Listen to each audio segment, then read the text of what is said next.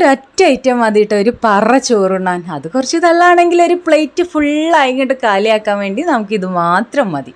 ഈ കഞ്ഞിൻ്റെ കൂടെ ആയാലും ചോറിൻ്റെ കൂടെ ആയാലും ഒക്കെ ഇത് ബെസ്റ്റാണ്. അപ്പോൾ ഇത് പഴുത്ത മാങ്ങ ഇതുപോലെ നല്ല കഴുകി വൃത്തിയാക്കി ചെറിയ പീസാക്കി കട്ട് ചെയ്ത് ബൗളിലേക്ക് ഇട്ട് കൊടുത്തിട്ടുണ്ട്. ഇനി ഇതിലോട്ട് ആവശ്യത്തിനുള്ള കുരുമുളക് പൊടി, ഉപ്പ്, മുളക് പൊടി ഇത് മൂന്നും കൂടി ഇട്ടിട്ട് നന്നായിട്ടൊന്ന് കുഴച്ചെടുക്കാം. അപ്പോൾ സംഭവം ഇത്ര ഉള്ളിടൂ. ഇതെല്ലാവരും ട്രൈ ചെയ്യുന്നതായിരിക്കും. എല്ലാ മാങ്ങ സീസണിലും ഇത് ആരെങ്കിലും ഉണ്ടാക്കാത്തവരുണ്ടോ? പച്ച മാങ്ങ ഇതുപോലെ നമ്മൾ കട്ട് ചെയ്തിട്ട് ഉപ്പും മുളക് പൊടി ഇട്ടിട്ട് നമ്മൾ ഉണ്ടാക്കാറുണ്ട്.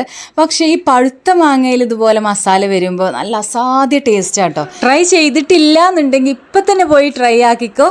മാങ്ങൊക്കെ കഴിയാനായിട്ടുണ്ട് കേട്ടോ. ഉണ്ടാക്കി വെച്ചാൽ പിന്നെ അത് വലിയ മത്സരം പോലെയാണ്. അതങ്ങോട്ട് തീരോളം കഴിക്കന്നെ. അപ്പോൾ ഇതിൻ്റെയൊക്കെ മാങ്ങൻ്റെ ഞാൻ മാറ്റി വെച്ചിട്ടുണ്ട് കേട്ടോ.